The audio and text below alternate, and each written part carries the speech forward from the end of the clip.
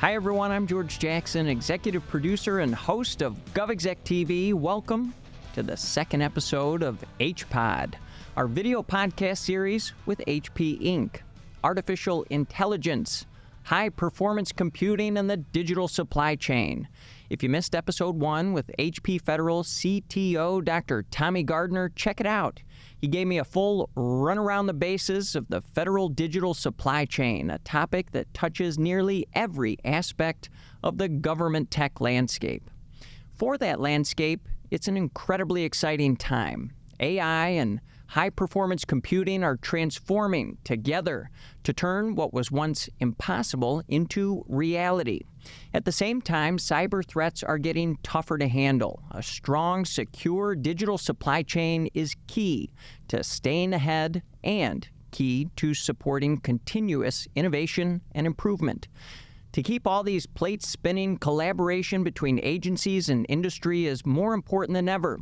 I have another professional from the HP Brain Trust in studio today to peel back a few more layers of the digital supply chain. Matt Berry is Chief Operating Officer at HP Federal. Sir, always a pleasure. Thank you, George. Great to be here today.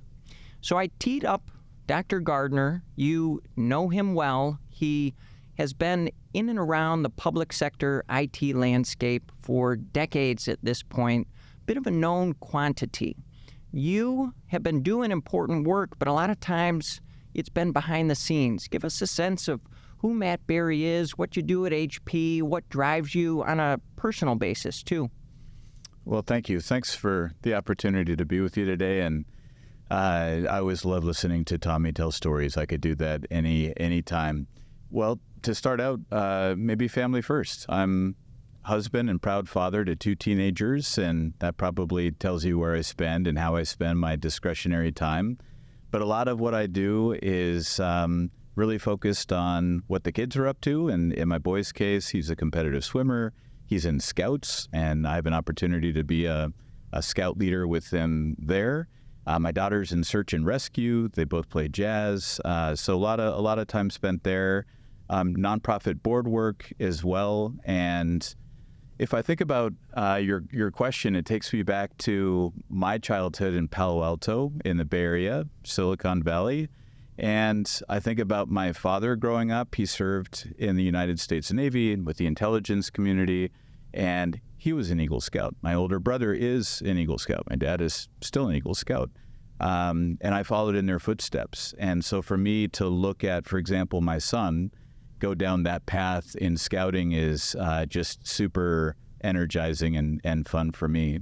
And so on the work front, as you said, I'm a part of the leadership team of HP Federal, and a great opportunity for me day in and day out is to work with my colleagues to serve the mission of our government customers. And HP's always felt like a second home to me, again, from that values alignment perspective.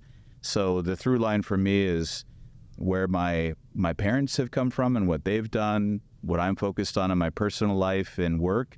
There isn't a lot of separation there in terms of what fulfills me, and that's what feeds me at the end of the day. I know we have a lot of important stuff to talk about today, Matt, but I want to ask you a question about the Pinewood Derby. I very distinctly remember working closely with my dad in the garage on that car for hours, drilling holes, adding weight, painting it in, the fashion that I wanted to see, some lightning bolts on the side. Do you have fond memories of Pinewood Derby too? Fond memories, the stains of graphite on the axles, and as you said, all the many iterations of cars. But so that's back in Cub Scout days when my son was younger, but still have those Pinewood Derby cars in the basement. I remember seeing them not that long ago. So yeah, you bet. As someone with 2 children in that age range that they're in right now, relatively young professionals, you're focused probably in both of those buckets, the personal and the professional, on the future of work. I know HP is really keen on this as a topic, as a focus area for 2025. What does that look like?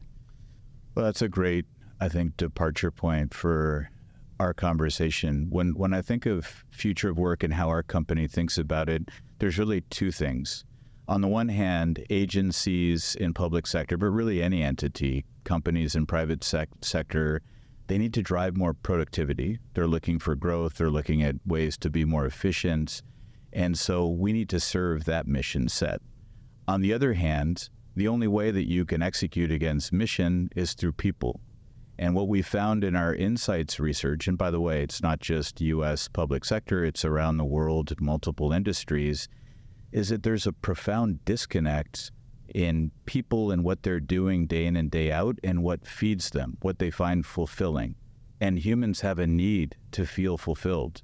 So for us, innovating so that we can create a bridge between both of those imperatives, agencies that need to drive efficient mission outcomes, employees that need to find fulfillment, that's exactly the sweet spot where we're innovating, and that's what the future of work means for us. One of the ways the new administration really wants to improve or drive productivity across the public sector is by better leveraging artificial intelligence. It's something I talked about with Tommy on episode 1. I want to weave in HPC, one of the key focal points of this program, high-performance computing. How are those two connected? How do they work together, AI, HPC?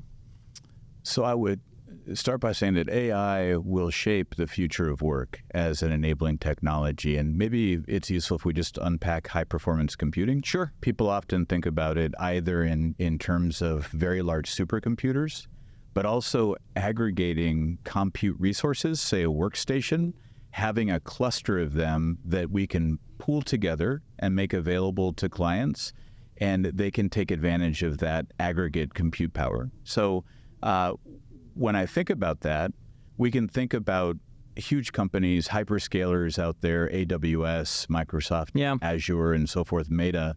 And you think about the use cases of social media, of real-time applications, could be online bank trading, could be online games, what have you. There will always be use cases that require the cloud in order to execute those workloads. That will persist.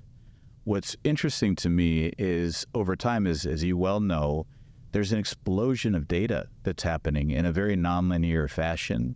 And what that means is that more and more data is getting stranded at the edge. If you think about structured data, unstructured data, data that's machine-generated, machine and machine communication, all of that is leading to this terrific explosion of data, and it is not technically viable or economically feasible to transport that data across to the cloud and back. Therefore, we're living in an increasingly hybrid environment where, yes, we will have cloud workloads that will persist, but the edge is actually coming into a greater prominence in terms of what can happen. And what I would say, in the past 12 months, it's fascinating to watch, as I'm sure you have and many others watching us today, the advent of large language models and the arms race between them that's happening. Fascinating. What's even more fascinating to me is the very targeted, curated approach of taking smaller models and deploying them at the edge. And that, to me, to get back to your question, is paramount, because the magic in terms of workflows and use cases will happen there. It happens when someone is sitting at their laptop and they can not only ingest all this magic, this amazingness from ChatGPT or wherever it might be, but also the local data store that they have in their enterprise and on their laptop itself. And that's going to unlock capability that no one has ever had. And that's tremendously exciting. You're a bit of a rolling stone, I guess I'd say, Matt. I mean, you travel all across the country, all around the world. You don't just see what's happening here in Washington, D.C. You're seeing where public sector workers are leveraging HPC in all of those locations. I'll call those the edge for Matt Berry. Give me a sense of how they're using it, maybe where the gaps are to get government where it needs to be relative to high-performance computing. It's a great question. I would say, especially when I think of the U.S. public sector and the federal government, of course, we live in interesting times. And I think the overwhelming sentiment of how can agency officials and leaders continue to drive to meet their mission set while they're dealing with all the headwinds that they are, whether it's different budgetary realities, their staffing realities, whatever that might be. The need to be more efficient is there's just an incredible amount of pressure in the system right now. So when I think of HPC as an example, it's a technology enabler. We're talking about tools that humans can use to do their jobs better. And what's really important to me in this moment is that we have a window that people have been set in their ways. The mantra of, well, it's just how it's always been done, the bureaucracy that surrounds the U.S. public sector for years and years, and that is absolutely fluid now. And there is this shining moment where people are, the pain of status quo is so high that the appetite for saying, how can I do this better? How can you help me enable my mission, given the context that we're operating in? To me, that is an intensely important time, and important that both public and private sector don't let this window pass by. So it's not, I don't want to give you a technology answer. I actually think it's an ecosystem answer. It's how does public sector ingest technology from the private sector? What does that procurement acquisition cycle look like? How can we use different vehicles to get technology in the hands of people, better tooling to go do what they need to go do? For me, that's super interesting. And to your point, a lot of what we're talking about these days and high-performance computing or compute in general is an example or instantiation of that.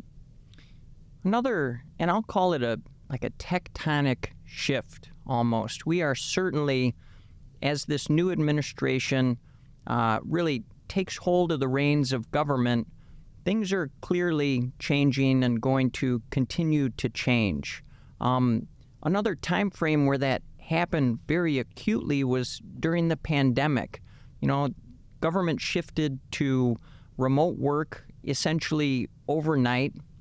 Cloud and the capabilities required from government just exploded relative to all of that remote work. I mean, how is HPC going to continue to improve something that came up during that first tectonic shift, the pandemic? Supply chain resilience. Supply chain resilience, everybody noticed, wow, this is so critically important right now. We're not quite ready. Government has made great strides since then, but HPC stands to make a big difference in supply chain resilience going forward. Well, I think you went right where I was going to go, which is the learnings out of the pandemic era around the need to have a more resilient supply chain globally. And boy, that is something that over the past 12 months, the teams have spent an incredible amount of energy leaning in and reorchestrating the entire global footprint of what we do. I think if you look back in the rearview mirror, a lot of companies like HP were really anchored on a design center around quality, of course, but cost predominantly, and a manufacturing base largely in Asia, and a ton of efficiency around that. And the pandemic, as you rightfully pointed out, taught us that there are shortcomings with that approach. And we've re-anchored on a much more balanced, globally resilient perspective. Importantly, it's not just where we manufacture, source material, and manufacture and ship from various countries, which we certainly do. It's taking a more holistic look at where we design products, being adjacent to different markets, and making sure that however the winds may blow in the coming years, whether pandemic or geopolitical, trade, whatever it might be, that we can flex and exercise that resilient network as we need to. Yeah. And there's a ton of mitigation, a ton of scenario planning that goes on behind the scenes to help enable that, of course, but a lot of heavy lifting that the teams have done. And I'm really proud of my colleagues who have been moving mountains. The last comment I would make is unlike in the past where you might set and forget a network for years. I don't think we live in that world anymore. So it's not just a matter of, we have more nodes around the world where we can operate and we're therefore more resilient. It's the agility to be able to change that footprint as needed depending on the circumstances globally. I think that's an imperative. Matt, as the Chief Operating Officer at HP Federal, you have to have your pulse on emerging technology across the public sector landscape. From a business perspective, if you don't, your company runs the risk of getting left behind. What are you keenly paying attention to relative to artificial intelligence, relative to high-performance computing that could be game changers for the public sector marketplace? I would point to a few. There are many examples, but I'll point to a few. You mentioned high-performance computing, and more generally, I'll talk about AI PCs, which are coming online at scale now. With regards to our workstation class of products, I mentioned the problem statement that you want to be able to risk pool or aggregate compute resources to apply to a task. Yeah. Very often there's idling workstations around an enterprise. Someone might be maxing out theirs at their workstation, but there might be 8 others elsewhere that aren't being utilized at all. We have innovation HP Boost that can actually equip you sitting at a workstation to tap into idle GPUs throughout the enterprise and harness that power to go to work on what you're doing. That's an incredibly powerful example of being, frankly, more efficient and effective given the resources that have been deployed. Another one is a human capacity constraint, which is that there aren't that many data scientists out there. There's a lot of missing requirements in terms of high-octane folks that are out there. And the more that we can do to make organizations that might have a scarcity or maybe none at all, how can they start to get into the pool and start experiencing AI and the different workloads and pilots that they want to go do? We have done a ton of work around creating a platform where people can unlock both and link the people, the data, the tools in an environment where they can share best practices. They can share across the enterprise with each other.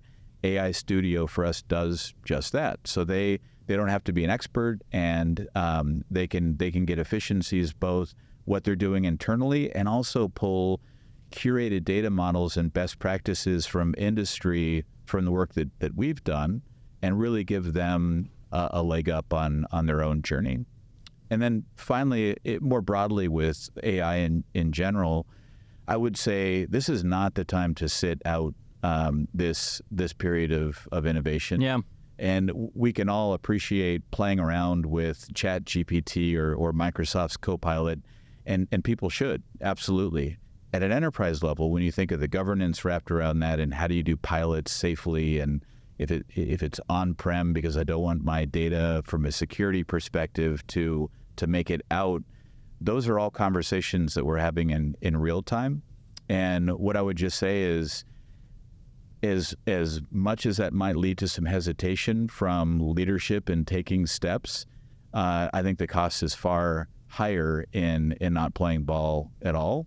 And so trust partners to help get you down that path, because I absolutely see the value, as we touched on before, of investing in AI PCs as that window into accessing all of this tremendous capability. And the time is now. Buzzwords sometimes get a bad rap, in my opinion, and you can't turn over a rock right now without people talking about artificial intelligence, but it's something that a lot of these organizations have to and should wrangle with, or else, like you said, they're just going to get left behind. One of the buzzwords, 2 years ago or so was zero trust, and that's not something that agencies can just sort of check off. It's a bit of a journey that keeps moving. The goalposts continue to move for them. Those advancements that you're talking about, Matt, do they require agencies to maybe change their approach to zero trust? Do they need to make improvements in some areas over others? What does zero trust have to do with all of these advancements in high-performance computing? From a cybersecurity perspective, zero trust is still as current and relevant today as it was a couple years ago. I'm smiling because I think about going to trade shows, and you know what the buzzword of the day is because every booth has that phrase plastered on it, as you and I have seen. I think for me, and I'll come back to zero trust, any enterprise that exercises and puts into practice a cybersecurity framework, that's the starting point. And I'll just say it at a high level, some version of, from an enterprise level, looking at mission objectives and priorities, going through a risk tolerance threshold conversation, taking current inventory, current profiling, doing risk assessments, coming up with that future profile, all of that is foundational. And then operationally at a system level, having that action planning, recursive loop of people going and mitigating risk and then coming back and tuning that whole model, whatever that framework is, whether it's NIST-based, MITRE, wherever it is, what we typically find is that clients have fairly robust frameworks and they need them. And there's some distribution, but most people, I would say, are in reasonable shape, whatever the flavor might be. What I have found, and what we consistently find, is that clients are under-indexed in endpoint security, under-indexed. And it's understandable why in a world where, again, there aren't enough budget dollars and resources to go chase all these things. You can think that the answer is to keep piling on solution after solution. Of course, it's not. Can't keep adding horse blankets on. At some point, you got to take a few off. But I do think it's really important to take a step back and think about inverting that whole model, which is exactly what zero trust is about. It's taking the operating stance that everything that comes into your network, that intersects your network, is potentially malicious. And maybe I'll just give a couple examples of how we think about that to bring it to life. One, not even something that HP is doing, we're doing in partnership with Microsoft. Microsoft's new operating system, Windows 11. A huge deal. A lot of people think, well, it's another number. This is another hurdle that the industry has to move through. It's a state change in security posture.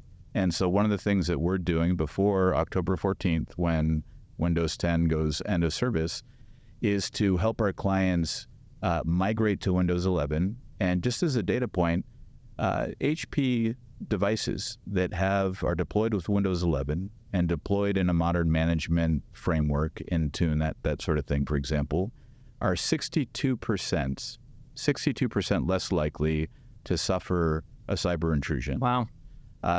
Most people not only don't know that, but don't associate that kind of step function change in security posture with something like moving from one operating system to another. That's one. A couple other quick ones. We do a ton of innovation above, in, and below the operating system within our devices.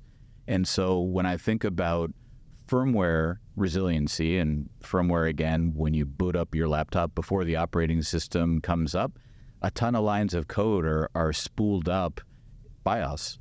And if you've got malware that's at the root level, rootkit malware, I don't care if you wipe your PC or re-image it, it's still going to be persistent. And it's still going to potentially let the bad actors traverse your network and exfiltrate data and do whatever they're trying to do.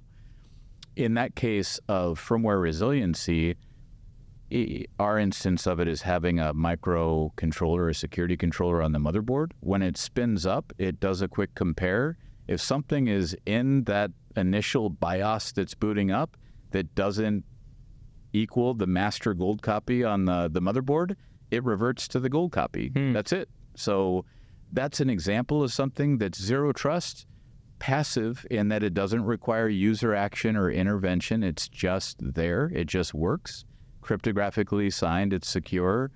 That's one. Maybe my favorite example is isolation, and it's a great illustration of this zero trust approach.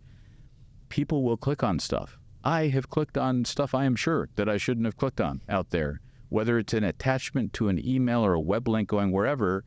And the important thing is to just realize we can train, and we do, and we should, and everyone should train, do cyber training, etc. You're not going to catch everything. You're just not. You're going to help cut that attack surface down. When people click on things that they shouldn't, what happens? Again, a zero trust approach is assuming that all of it is potentially malicious. And in our case, we containerize. If you open up an attachment, it's in a little bubble. You do what you want. You can review it. You can go to that web browsing session and look at that page. As soon as you X out, even if it was an infected page, even if there was malware in that email attachment, it disappears. The cool thing from my lens is that not only are you safe and we have billions of data points, we can track those attack chains. We can decompile, decode what the threat actors were trying to do. And that data set is ingested and goes into our threat research and into our future innovation that we are designing around our next suite of cybersecurity products. Those are just a few examples, but really important that as people think about their full cybersecurity posture, and they should patch and they should use multi-factor authentication and they should secure the cloud, they also need to put equal footing on the place where every worker interacts with these compute resources, and that's sitting at their desk. By the way, whether it's a PC or a printer or other device. There are two key things I want to tease out or follow up on there. We'll come to partnerships in a moment, Matt, but before we get there, maybe we can make this new buzzword, or more accurately, buzz phrase, happen in 2025, recursive loop. I just love that. Can you connect that to me to regulatory frameworks that are bringing visibility to the supply chain, bringing resilience to the supply chain? Why are regulatory frameworks so important? It's really interesting. You started by saying public-privates, and we'll get there. I actually think of them together. I love your question, and here's why. We can innovate in a silo. The people that we partner with, the people that we compete with are certainly driving their own agendas. We can't raise the security posture of the country unless we work together in concert. And we can't take a shot at something and hope that we got it. Yeah. It has to be recursive. It has to be this continuous loop of improvement that we're doing over time. And I think the bridge, perfect bridge to the public-private partnership is that we need to do that in collaboration with others, including the people with whom we compete, because we need to raise the waterline for everyone. So for me, whether it's an enterprise's approach to cybersecurity governance that we talked through before a little bit, or it's programs that are coming down the pike. The Defense Department has their CMMC, or Cybersecurity Maturity Model certification that they're rolling out now, whether it's FedRAMP in terms of cloud service offerings. These are all, I think, great ideas, and they are deserving of healthy debate in terms of are they the most efficient or what have you. We fully support them. But to me, it's a point in time, and the world isn't stopping where it is. So we need to continue that conversation and ask, is this the best way? What else can we be doing out there? How can we partner, again, to really help the whole country's posture? I often say there's no big brain out there. And for me, to work in forums with the government, with fellow people in private sector, to bring ideas to the fore and see how they can be woven together to help everyone advance, to me, that's energizing. Leave our audience with some advice, Matt. I mean, we've sort of danced around this several times during the course of our conversation, but cybersecurity is not something that's done. It's not a box that you check. You need to keep advancing. You need to anticipate more sophisticated, rising cyber attacks. We hear it time and time again. For the audience who's tuning in here today, what should they be doing right now to position themselves better for the future? And what does that have to do with partnerships? I think it has everything to do with partnerships. And whether it's cybersecurity or to your earlier questions in our conversation today about artificial intelligence or high-performance computing, I would point out a few things. One is partnering with vendors with whom you trust is an imperative because no one is an expert at the full game. And so I think that's a core foundational practice.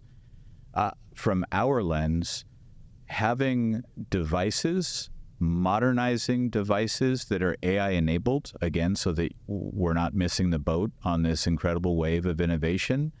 Also, elevating the security posture just by modernizing the fleet out there is a huge piece of the mix.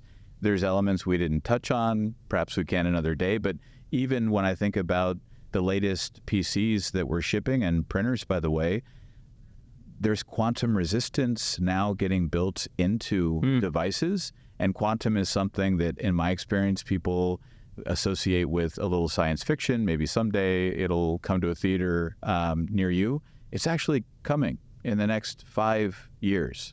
And so when I think about redenominating the world's cryptographic approach from classic SHA-based RSA security to quantum approaches, it's incredibly important that we have devices that are getting deployed today that we know are going to be in the fleet for 5 years, if not more, that we start to deploy ways that those can defend against quantum cryptographic approaches. And that's an example of something that I think is both exciting and that people need to pay attention to. So whether it's modernizing fleets, whether it's educating their workforce to take advantage of these opportunities, whether it's looking at ways of liberating the data stores that they have locally, and where we talked about before, where the magic is going to happen in this incredible fusion of ingesting both large language model as well as curated smaller models and having that go to work on local data stores. That's absolutely tremendous. And then finally, I would say there's an incredible call, and I'm speaking to myself first and foremost, for personal leadership. I think it's easy to take a bit of a step back and wait for some of the dust to settle before it's clear where to go. And I think that's exactly the wrong approach, whether you're sitting in private or public, whatever chair you're sitting in, and everyone's a leader, don't care what your role is. Having an approach where you're incredibly focused on the mission, where you're focused on developing your teams to meet this moment, and frankly, where you're owning the outcome wherever you are things that I think we can all benefit from, and I certainly tell myself just about every day. Well, it's been great learning about all the technological advancements on the horizon, a little bit about you and our mutual affinity for Pinewood Derbies. Always great sitting down with Matt Berry from HP Federal, sir. Thanks so much. Thank you, George. Been a lot of fun. And that's a wrap for HPod Episode 2. Thanks again to HP Federal for sharing insights on so many transformative opportunities coming down the pike. To our listeners and viewers, thanks for joining us today to learn more about the crucial intersection of artificial intelligence, high-performance computing, and supply chain. For GovExec TV, I'm George Jackson. Thanks for watching, and see you next time on HPod. To learn more about technology solutions for federal, state, and local government agencies, or speak to a government expert, scan this QR code now.